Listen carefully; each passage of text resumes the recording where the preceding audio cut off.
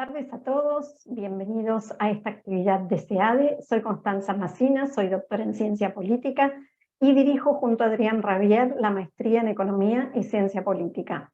En esta maestría yo dicto análisis institucional y una de las preocupaciones fundamentales que trabajamos a lo largo de toda la maestría y de mi materia en particular es justamente lo que tiene que ver con los límites al poder y los avances que ha hecho a lo largo de siglos el liberalismo justamente para evitar la arbitrariedad del poder, para evitar los abusos de poder. Creo que se escucha bien. ¿Se está escuchando bien, Ricardo? Sí, perfecto. Excelente, entonces.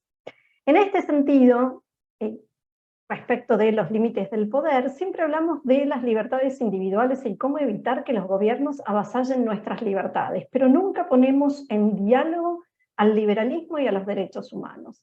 Entonces, cuando Ricardo me planteó justamente este tema, que es su tema de especialidad, me pareció muy interesante traerlo al marco de la maestría en Economía y Ciencia Política, y así es que, pensando en que esto pueda dar lugar a un seminario más extenso, pensamos esta primera actividad para adentrarnos en el tema y también para conocer sus inquietudes respecto al tema específico que nos convoca de liberalismo y de derechos humanos.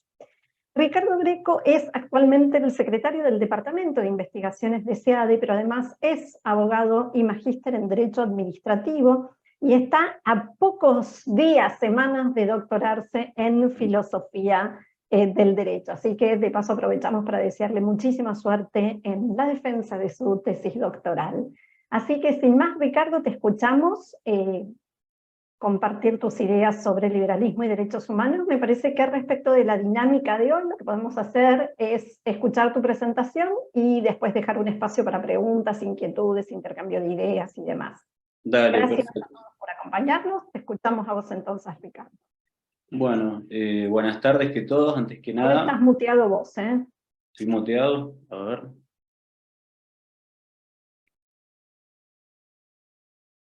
Ahí estoy muteado. No, ahora sigo sin escucharte. No, se escucha perfecto, Ricardo. Sí, yo lo tengo como que está... Sí, ahí me están poniendo que no estoy se muteado. escucha, sí. Se escucha, sí. Dicen algunos que lo escuchan, yo no lo escucho. Sí, sí. Parece que me escuchan. Dale, perfecto, ahora sí. Bueno. Los temas de Zoom. Bueno, nada, le pedí a Constanza este espacio para comentarles acerca de lo que probablemente sea un seminario a dictarse en el segundo semestre, en el marco de la maestría en Economía y Ciencias Políticas de SEADE, que sería un seminario de 6 clases probablemente. Y bueno, lo que pretendo en esta charla es que sea una charla informativa y al mismo tiempo introductoria respecto del seminario. Y considero que es un seminario que puede ser útil para quienes se dedican a la ciencia política y también a la ciencia del derecho. Y bueno, y me gustaría explicarles por qué, o sea, que se lleven una idea de por qué pienso eso. En primer lugar, quiero recalcar que los derechos humanos no son un mero elemento del fenómeno jurídico en la actualidad. O sea, si bien tienen un rol fundamental en la dinámica de los ordenamientos jurídicos modernos, en la actualidad constituyen más bien criterios éticos generales, según los cuales no solo se evalúa la legitimidad de leyes o sentencias, sino incluso de los mismos gobiernos o de las diversas situaciones que atraviesan los países. Y por otra parte me gustaría aclarar que, bueno, en mi caso, aunque yo no sea liberal, y como lo sugiere el título del seminario, el análisis de los derechos humanos se va a sostener en los presupuestos metafísicos, antropológicos y nociológicos que subyacen al liberalismo, que es como posición política, y dicho en términos muy generales como para no entrar tempranamente en discusiones, la posición política que pregona una forma determinada de configuración social que se caracteriza centralmente por el respeto en la máxima medida posible de la autonomía individual. Y podría simplemente empezar hablando de los derechos humanos sin hacer esta aclaración, pero me parece importante ubicarnos en cierto marco conceptual, primero para que puedan, en el caso de que quieran, comparar esta visión de los derechos humanos con otras visiones que existen, como por ejemplo la clásica, y también para que sean conscientes de que no es la única manera de concebir a los derechos humanos. Si bien es la más difundida, y es la originaria. Originaria en el sentido de que la idea misma de los derechos humanos, en el sentido en que los entendemos hoy en día, surgió en el marco del pensamiento político liberal allá por el siglo XVIII, incluso XVII también. Y también quiero aclarar que dentro del marco de la tradición liberal, los pensadores liberales difieren en muchas cosas. Por lo que si bien voy a tratar de hacer las precisiones correspondientes, no me queda otra alternativa, digamos, que adoptar una determinada línea, y en este caso la línea que voy a adoptar en el marco del liberalismo va a ser la de tipo kantiano, y no, por ejemplo, la utilitarista o de otro tipo. Estas referencias a que me refiero se dan tanto en el nivel de la ética normativa como en el nivel de la metaética. La ética normativa, digamos, trata acerca de qué debemos hacer o qué instituciones son justas. La metaética, el nivel metaético, más que nada se refiere al carácter de los juicios y principios morales, a la posibilidad de fundamentarlos. Es como un nivel más profundo de análisis. Pero bueno, en el nivel metaético, en el nivel de la ética normativa, digo, las diferencias se dan fundamentalmente en el alcance que se le da a las obligaciones que tienen los individuos respecto de otros individuos o del Estado respecto de los individuos.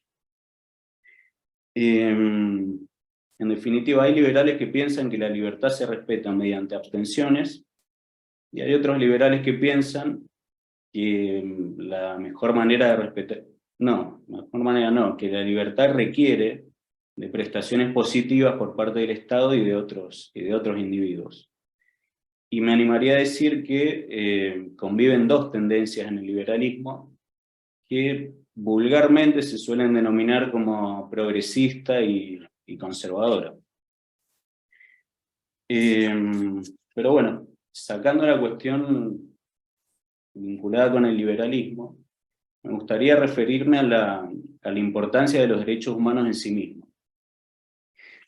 Y me parece pertinente esto porque hace décadas, tanto en Argentina como en Latinoamérica, por lo menos a mi criterio, los derechos humanos vienen siendo utilizados de manera partidista e incluso sectaria. Entonces por ahí surge una cierta actitud escéptica en el sentido de considerarlos como meros instrumentos de lucha que no merecen mayor reflexión teórica. Y justamente lo que vamos a tratar de ver es que esto no es así, sino que los derechos humanos pueden ser racionalmente justificados en la medida en que están anclados en principios morales que a su vez pueden ser racionalmente justificados. Los liberales suelen repetir que los derechos humanos son una valiosa creación humana. ¿Y por qué piensan esto? Porque los consideran como una herramienta para evitar un tipo de catástrofe, un tipo especial de catástrofe, que suele amenazar nuestra vida. ¿Cómo sería esto? ¿O en qué sentido lo digo? En que nuestra vida no solo está permanentemente amenazada por nuestra frágil constitución biológica, por la inestabilidad del entorno, sino que también está amenazada por conductas de otros semejantes. Y por eso es que los liberales piensan que los derechos humanos son algo así como un antídoto creado por el hombre para evitar este tipo de percances. Y con esto de que estamos amenazados por semejantes, me refiero básicamente a la práctica de muchos seres humanos de utilizar como medios a personas para asegurar su propio bienestar o para concretar sus intereses. Y esta práctica es mucho más desastrosa cuando es llevada a cabo por los individuos o grupos de individuos que son más poderosos en el grupo social. Y bueno, en definitiva, por esto, y ahí vamos a volver sobre el tema de la diferencia cuando violan los derechos humanos determinadas personas que cuando los violan otros. Pero, en definitiva, los consideran una herramienta. Me interesa que quede ese concepto. Por otra parte, si bien existen antecedentes remotos de los derechos humanos, como por ejemplo las cartas inglesas, fueros españoles, las declaraciones norteamericanas del siglo XVIII, los liberales suelen enfatizar con que es recién en 1789, con la Declaración de los Derechos del Hombre y del Ciudadano, donde queda, donde se hace completamente explícito que la voluntad de los poderosos no es una justificación para afectar los intereses vitales de las otras personas. Y es justamente a partir de ese momento en que la homologación de los derechos humanos, la homologación jurídica de los derechos humanos, se empieza a dispersar por todos los estados nacionales ya consolidados en el siglo XIX, y posteriormente, como sabrán, a través de tratados y convenios internacionales. Sin embargo, también hay que decir que esto no ha impedido que en el siglo XX la humanidad haya presenciado genocidios que no tenían precedentes, persecuciones, purgas, masacres, intervenciones sangrientas de potencias en territorios de otros estados, hambrunas, enfermedades evitables, analfabetismo en amplias regiones del mundo, etc.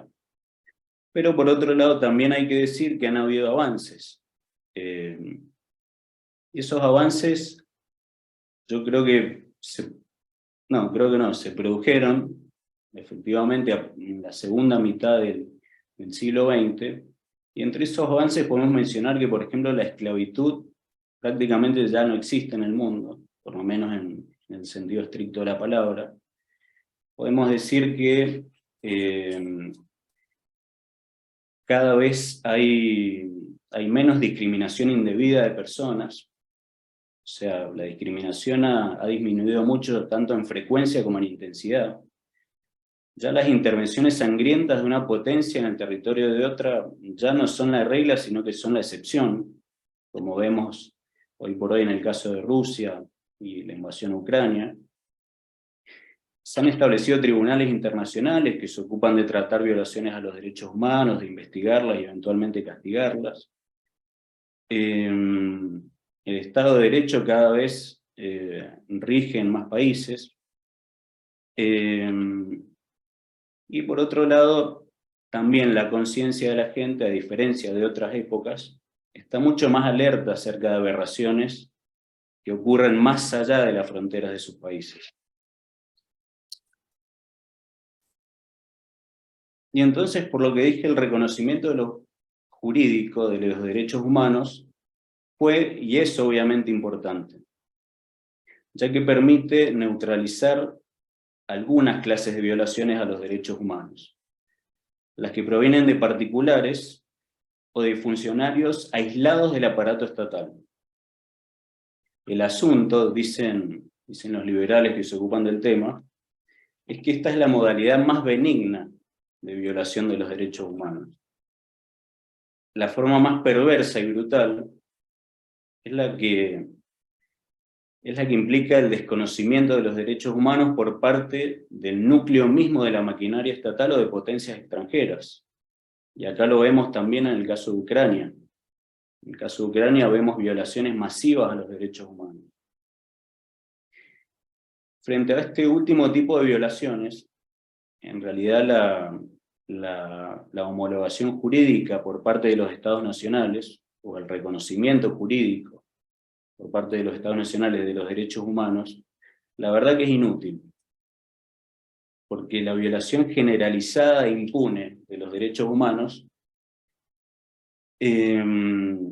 hace perder vigencia a las normas jurídicas que los protegen. Y al mismo tiempo, y esto lo demuestra la experiencia, esas violaciones son amparadas jurídicamente por nuevas normas jurídicas. Entonces la percepción de esta limitación hizo que los esfuerzos se concentren, en un momento histórico determinado, en el reconocimiento internacional de los derechos humanos. En este sentido, bueno, a través de convenios internacionales se han definido derechos humanos, se han establecido sanciones para el caso de violación, se han creado tribunales supranacionales. El tema es que esto también presenta limitaciones. Y acá me parece que hay dos limitaciones que por lo menos son las más nítidas. Primero, que la divergencia ideológica entre los distintos gobiernos hace que el reconocimiento de los derechos humanos se concrete en el nivel del mínimo común denominador. Y en segundo lugar, la concepción todavía vigente de la soberanía de los Estados nacionales constituye una restricción severa a la obligatoriedad de los compromisos asumidos y a la injerencia de órganos externos que eventualmente pueden investigar y castigar violaciones a los derechos humanos. Y entonces todo esto hace que los defensores más actuales de los derechos humanos hagan hincapié en otra cuestión, una cuestión más profunda, que es la formación de una conciencia moral de la humanidad acerca del valor de esos derechos. Se ha llegado a la conclusión de que es solo esa conciencia, en la medida obviamente en que se generalice y arraigue, el freno más eficaz y duradero frente a quienes desconocen la vigencia de los derechos humanos. Pero bueno, ¿cómo se lograría esta toma de conciencia, por decirlo de alguna manera? A través de la discusión racional. Y acá obviamente puede surgir una actitud escéptica de decir, no, pero discutiendo racionalmente, lo admito, pueden caber dudas y hay que ver en qué medida puede tener resultados. Pero que hay que tener en cuenta que un factor que detiene la vigencia de los derechos humanos es la vigencia de ciertas ideologías que los desconocen y que son defendidas muchas veces por convicción y a veces por interés.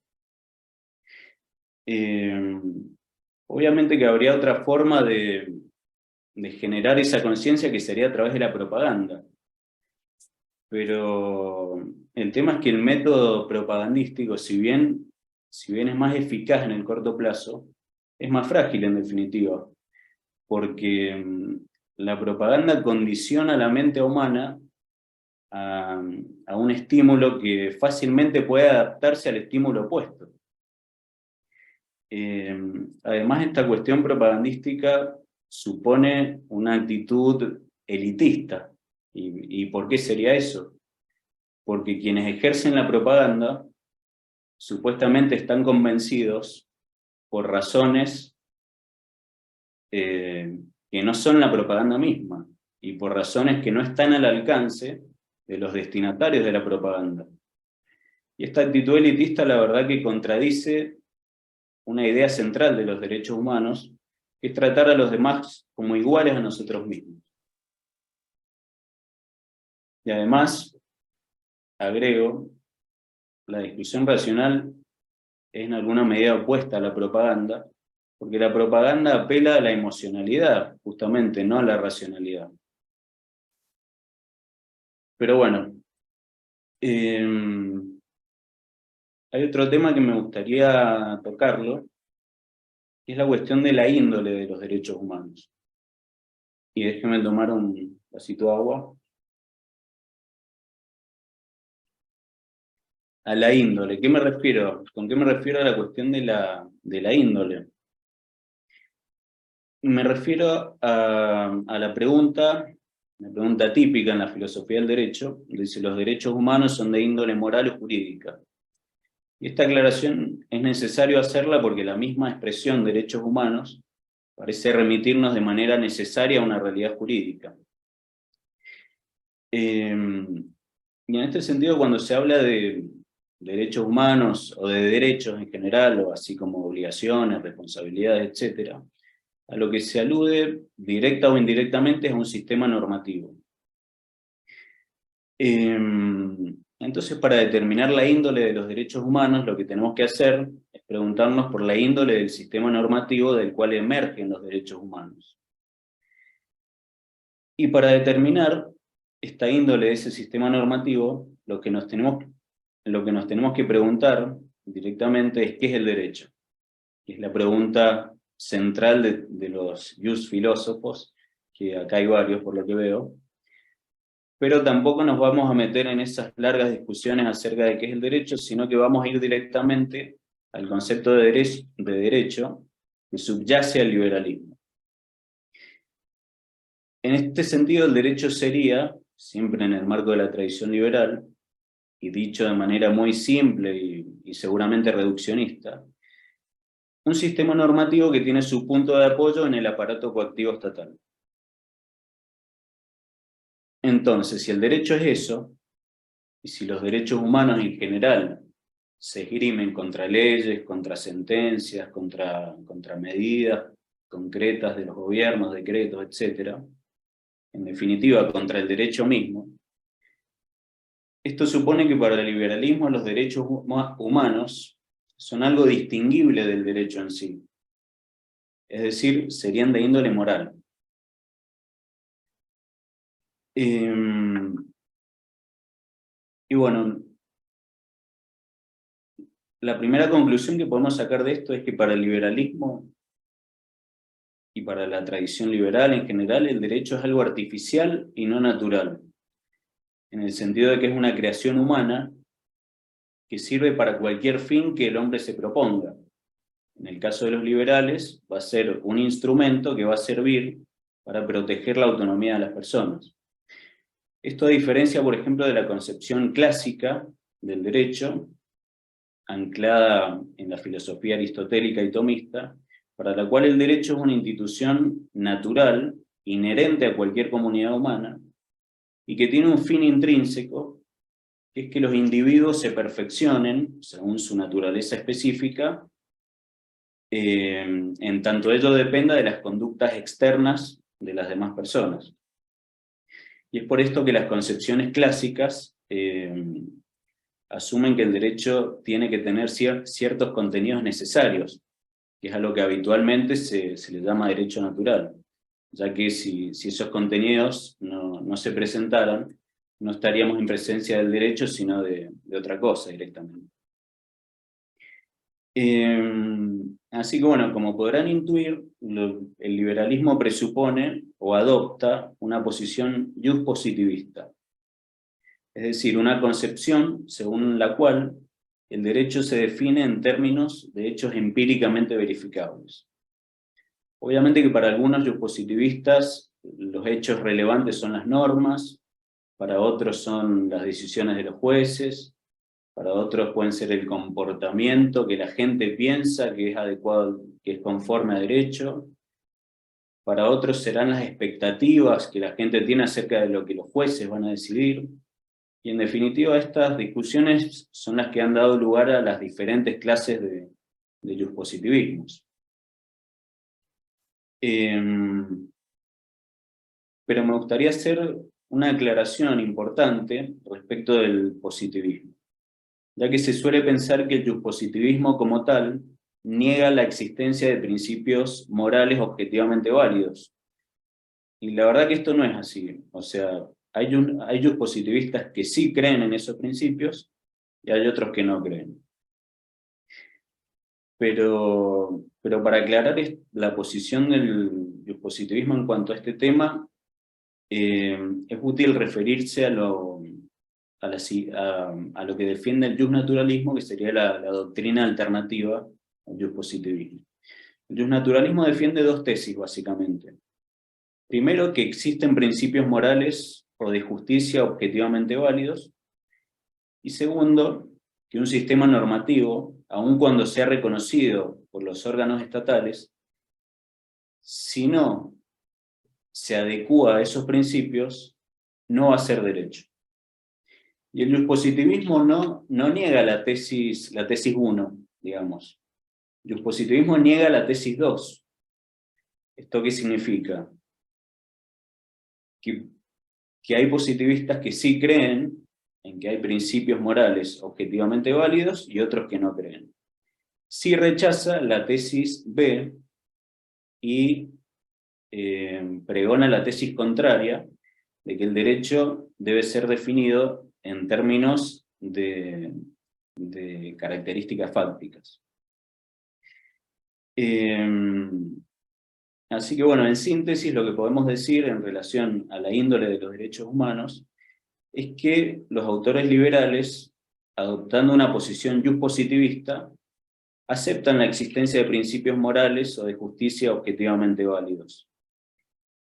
Y acá puede surgir una pregunta que sería: ¿cuál es la diferencia entre los principios morales válidos que defienden, o que defiende por lo menos una parte del justpositivismo, y el derecho natural que es alegado por los justnaturalistas? Y la respuesta es que en realidad no hay una diferencia de concepto, sino más bien de fundamentación, ya que para el justnaturalismo los principios morales se fundan directa o indirectamente en notas constitutivas de la naturaleza humana, y justamente por eso el nombre de justnaturalismo.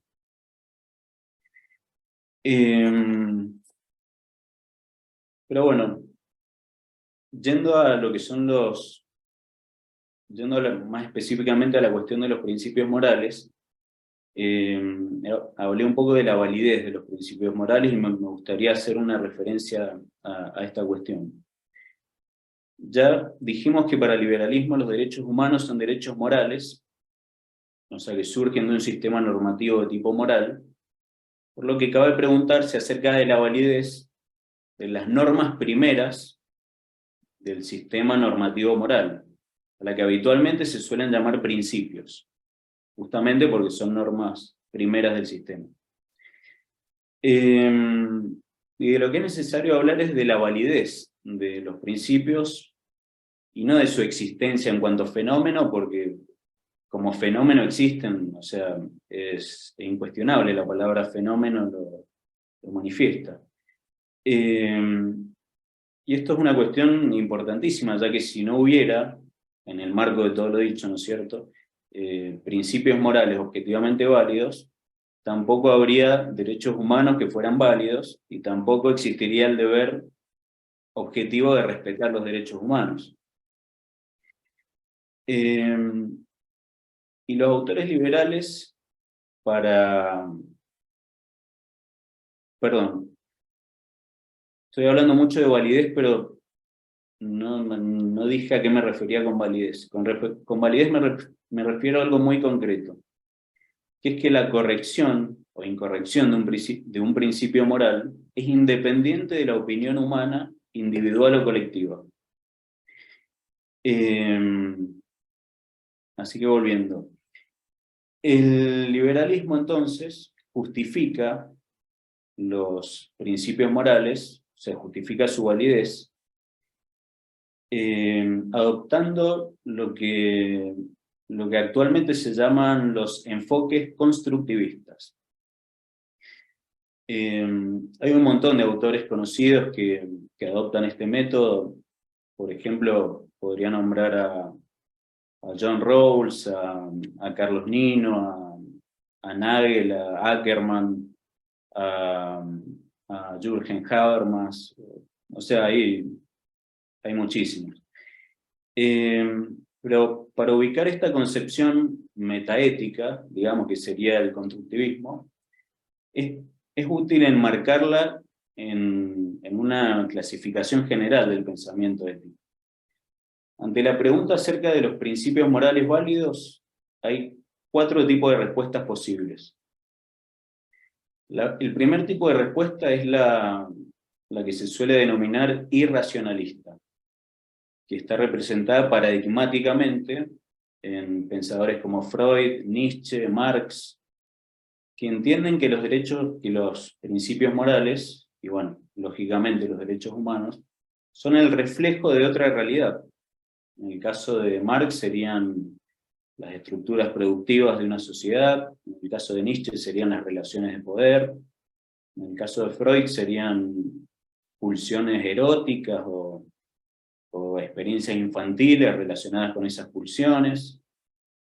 Como segunda respuesta tenemos el cientificismo. ¿Qué es lo que dice el cientificismo? Que todo el ámbito de la moral escapa al análisis racional, a diferencia de lo que ocurre con los hechos que son sensorialmente verificables.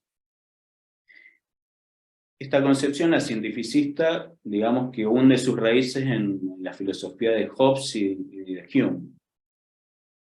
En tercer lugar, está el realismo ético, que bueno, está representado fielmente por la filosofía de Aristóteles y Tomás de Aquino, y lo que dice es que existe una realidad moral, en cuanto a realidad, fuera de nosotros mismos, y en cierta manera independiente de nosotros mismos, a la que los juicios morales, para resultar verdaderos o correctos, se tienen que adecuar. Y por último, llegamos al constructivismo ético, que sería el cuarto tipo de respuesta. El constructivismo ético niega que exista un orden moral real e independiente de nosotros mismos, pero no se resigna a justificar la validez de los principios morales. Así que en definitiva, las 2 primeras posturas, la irracionalista y la cientificista, no nos sirven para justificar la validez de los derechos humanos. Sí podrían servir, por ejemplo, para explicar cómo funcionan los derechos humanos en algún ámbito determinado de interacción social. Pero eso ya sería una explicación de tipo sociológica y no de tipo ética justificatoria. Así que en definitiva, si queremos justificar los derechos humanos, no nos queda otra opción que recurrir o al realismo o al constructivismo. En este sentido, los autores liberales rechazan el realismo, porque dicen que el realismo apela a intuiciones que no son intersubjetivamente verificables, o a afirmaciones metafísicas que tampoco son empíricamente verificables, y por eso es que recurren a métodos constructivistas. Acá no disponemos del tiempo para desarrollar el tema del constructivismo, pero bueno, me gustaría adelantar que el constructivismo sería la posición metaética que, al negar la existencia de un orden moral real, construye criterios racionales que puedan servir para verificar la validez de los juicios morales. Pero bueno, iba a pasar, pero antes me gustaría hacer una referencia al contexto en el que surge esta cuestión del constructivismo como método de justificación. El interés por la justificación de los principios morales a fines de la Segunda Guerra Mundial estaba en su nivel mínimo. O sea,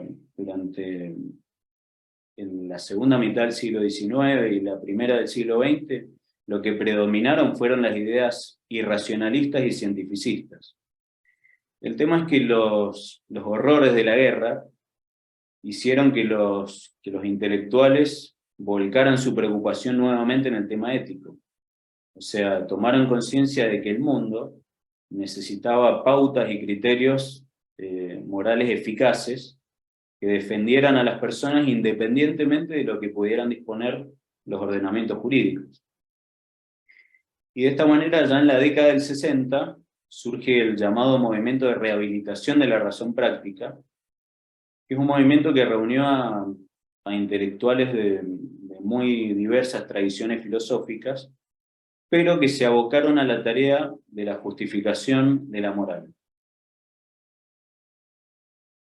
Pero bueno, ahora me gustaría referirme a algo más concreto, y que es algo a lo que se refería Constanza al principio, que es a la vinculación entre los derechos humanos y la acción política. En general, no sé si han escuchado la frase de que los derechos humanos están supeditados al bien común político o que están supeditados al interés general. Y la verdad es que si un liberal escucha esto, se pone de los pelos. Para un liberal, los derechos humanos serían al contrario, serían restricciones a medidas políticas que persiguen el interés general. Por eso Ronald Dworkin, un indiscutido liberal norteamericano, dice que los derechos humanos serían como cartas de triunfo, como que uno saca de la manga, cada vez que hay una medida política que, persiguiendo el interés general, interfiere en zonas vedadas de la autonomía individual. Y esto en realidad tiene su lógica, porque si un derecho humano se diera cada vez que se demostrase que su desconocimiento es socialmente útil, la verdad que el reconocimiento de los derechos humanos no tendría sentido. Y en todo caso, más que un derecho, sería una concesión precaria. O sea, serían de ese tipo de autorizaciones que son estudiadas por el derecho administrativo y que te las dan y te la quitan sin explicarte demasiado. O sea, si el único parámetro de legitimidad para justificar conductas, prácticas, instituciones, etc., fuera que satisfacen las exigencias del interés general, la verdad que, por ejemplo, ante cada decisión del gobierno, solo deberíamos examinar si satisface de la mejor manera posible el interés general o el bien común, sin importar si esa decisión es violatoria de un derecho humano. Pero bueno, pongamos un ejemplo, así se puede ilustrar mejor esto que estoy diciendo.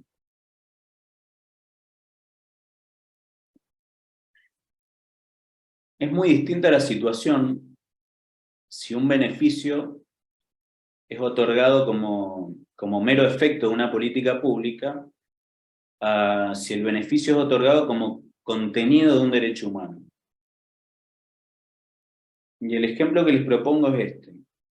Si el beneficio en cuestión, por ejemplo, es que cada individuo puede controlar individualmente la natalidad usando métodos anticonceptivos, y que la medida en cuestión tenga como fin disminuir la población a los efectos de que la gente tenga mejores condiciones materiales de vida, la cosa sería muy distinta si ese beneficio de control individual de natalidad se concediera como contenido de un derecho a que se concediera como efecto de una política pública.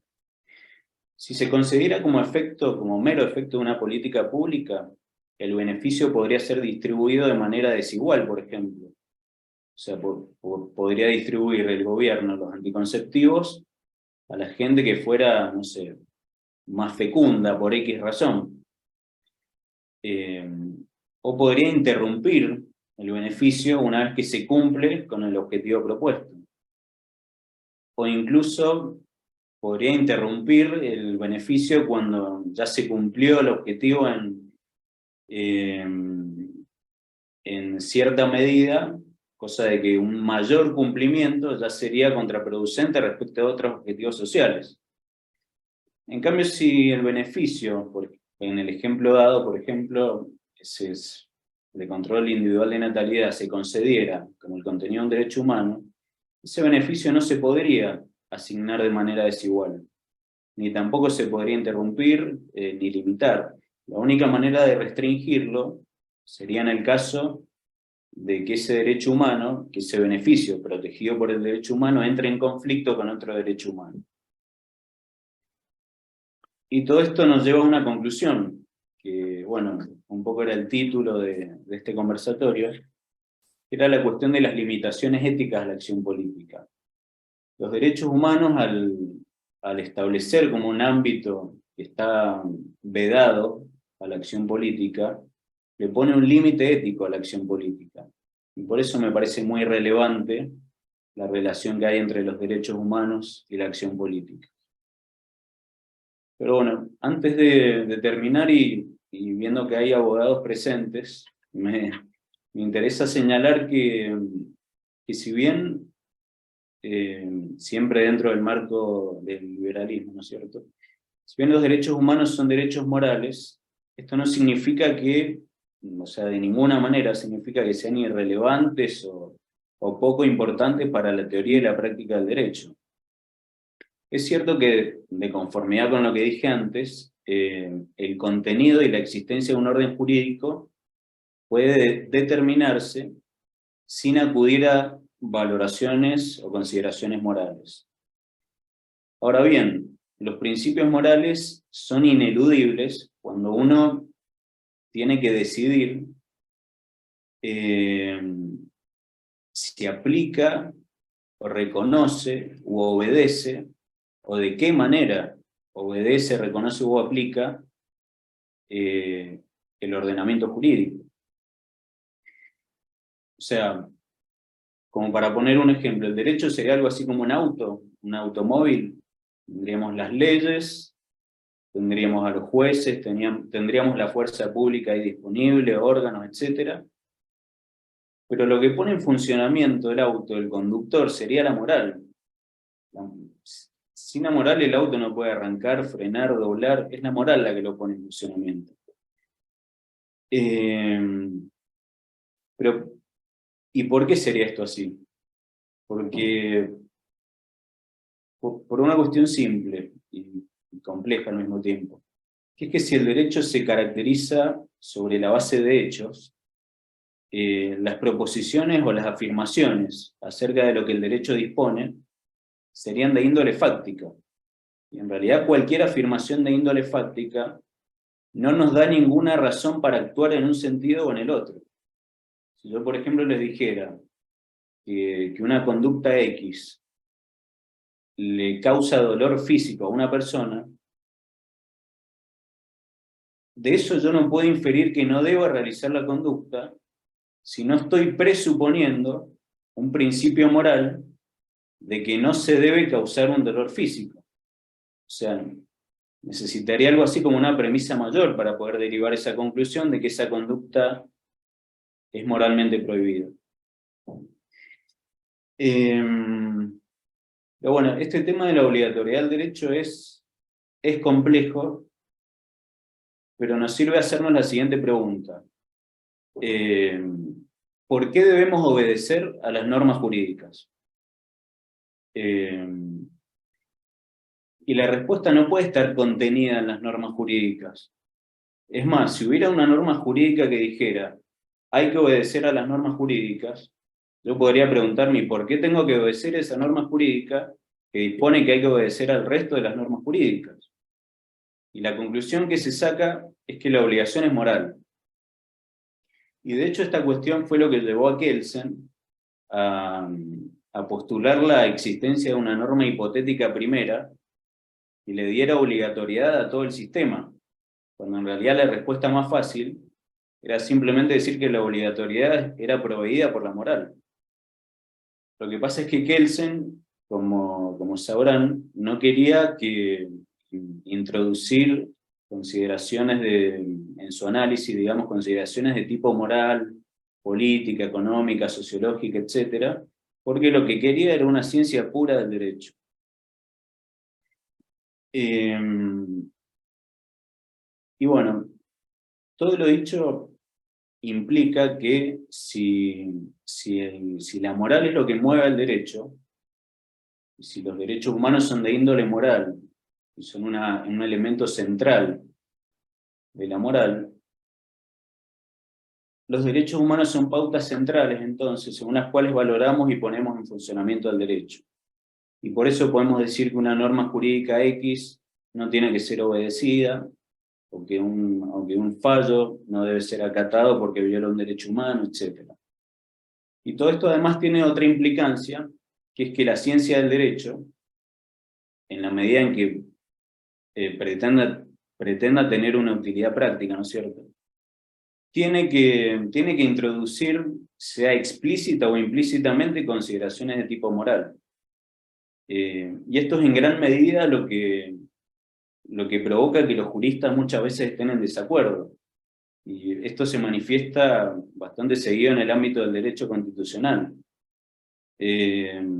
Por ejemplo, nuestro artículo 19 de la Constitución Nacional establece que, no lo voy a decir textual, pero que las acciones privadas de los hombres, o sea, que no afectan a terceros, están exentas de la autoridad de los magistrados.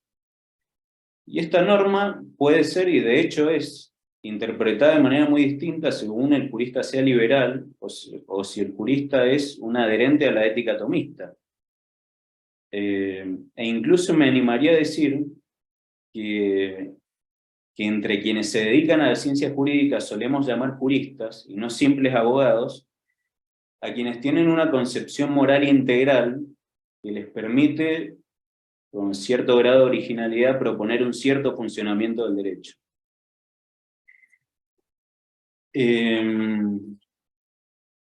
Pero bueno, ahí terminaría, pero me tomo 2 minutos más para explicar un poco lo que sería el contenido del seminario.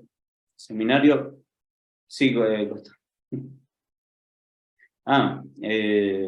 Bueno, el seminario creo que lo dije, serían 6 clases, a dictarse en el segundo semestre. En la primera clase lo que vamos a hacer es esclarecer conceptos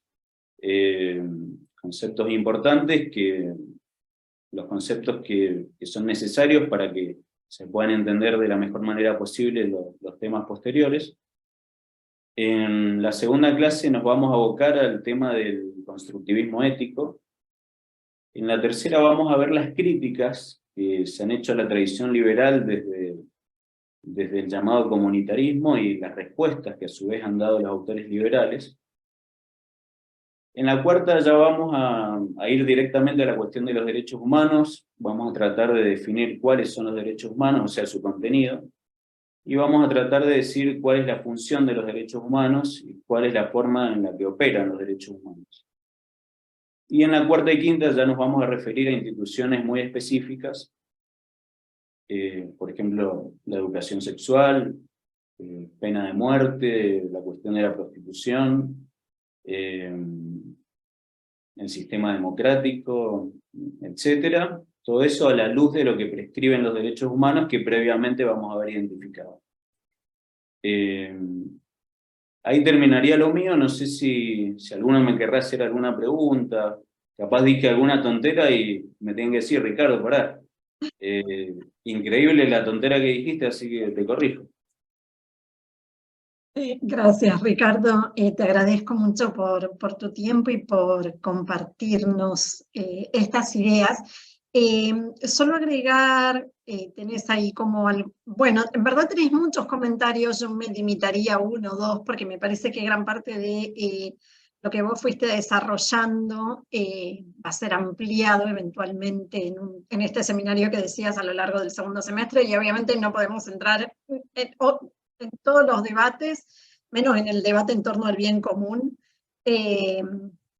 pero sí me parece que hay alguna preguntita que dejaron al final ahora en el chat, que si no te la leo. Sí hacer 2 comentarios, uno de forma que tiene que ver con esta posibilidad que hablamos de llevar adelante este seminario para seguir hablando y profundizando en estos temas a lo largo del segundo semestre, que para los que cursan distintas maestrías en SEADE sería aprox en este horario, de forma tal que más o menos de 6 a 7 poder estar presente en estas charlas, debates con Ricardo, y que no se superponga con las materias de las maestrías que están cursando en SEADE.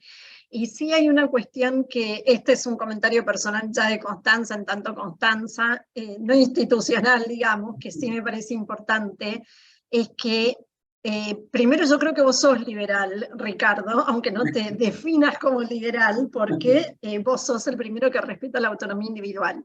Pero para muchos liberales, sobre todo los que venimos de la escuela austríaca, Rawls estaría más del lado de un progresista, como vos decías, que de un liberal. Entonces ahí hay algunas cuestiones de definiciones que tendríamos como que, ¿no? Ir viendo más en detalle. Yo sé que acá hay muchos abogados, juristas, como vos decías en general, pero para los que venimos, ¿no?, de esta tradición, sobre todo en una tradición evolutiva anticonstructivista, de la mano de Hayek, ahí tenemos como algunas cositas como para seguir debatiendo y charlando entre todos, que me parece que, bueno, que justamente esa es la idea de traer estos temas también a SEADE. Y me parece interesante, sí, esta pregunta de Raúl Ángel, que te dice si podrías ampliar un poco la diferencia entre derechos humanos. Espera, porque se me cortó el mensaje. Acá. Entre los derechos humanos y el ejercer los mismos, ¿están regulados o no?